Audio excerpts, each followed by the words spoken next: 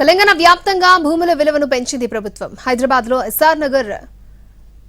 ASR Nagar పరిధిలోని Panjagutta sub registrar ఆఫీసులో గజం 93,000 నుంచి 1,16,000కు పెరిగింది. కోర్ హైదరాబాద్లో కేవలం 10 నుంచి 15% మాత్రమే భూముల విలువలు పెరిగాయని అధికారులు చెబుతున్నారు.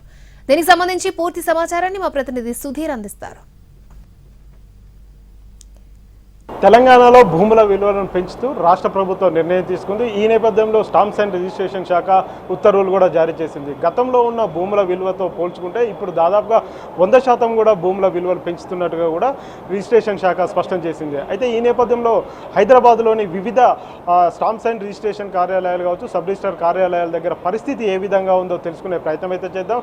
ప్రస్తుతం మనం పంజాగుట్ట సబ్ రిజిస్ట్రార్ కార్యాలయంలో పరిస్థితి ఏ విధంగా ఉందో తెలుసుకునే ప్రయత్నం అయితే చేద్దాం. సార్, ఈ భూముల విలువలు పెంపు అనేది జరిగింది, ఎప్పటి నుంచి అమల్లోకి వచ్చింది, ఏంటి సార్ పరిస్థితి? ఇక్కడ ఎంత మేర పెరిగింది? ఇక్కడ 10 నుంచి 15% మాత్రమే పెరిగింది. అపార్ట్మెంట్ వాల్యూస్ కూడా ఏం పెరగలేదు. అండ్ కన్స్ట్రక్షన్ రేట్స్ కూడా పెరిగాయి. ఇక్కడ కోర్ ఏరియా కాబట్టి ఇక్కడ దీని ఎఫెక్ట్ పెద్దగా లేదు.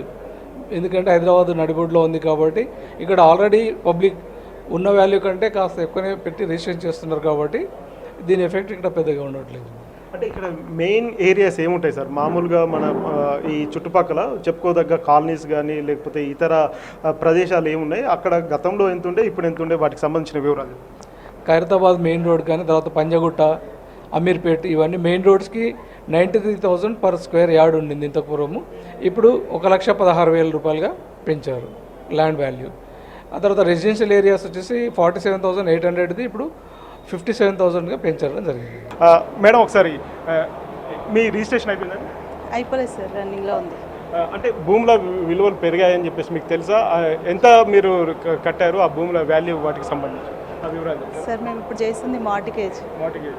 ఓకే, అందులో ఎలాంటి అంటే ఏం మార్పు లేదు? ఏం లేవు సార్.